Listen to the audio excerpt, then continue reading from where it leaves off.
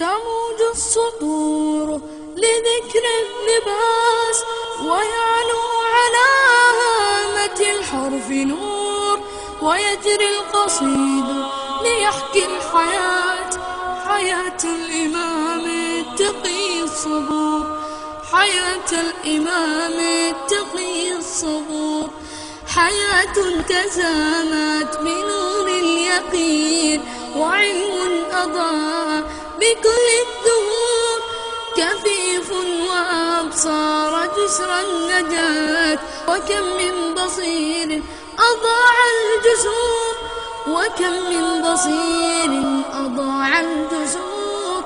تموج السطور لذكر ابن باز، ويعلو على هامة الحرف نور، ويجري القصيد ليحكي الحياة، حياة الإمام التقي الصبور، حياة الإمام التقي الصبور.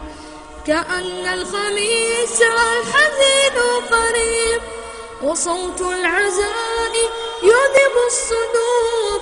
أمات ابن باز ولاح الفراق، سؤال يزلزل كل السطور، سؤال يزلزل كل السطور.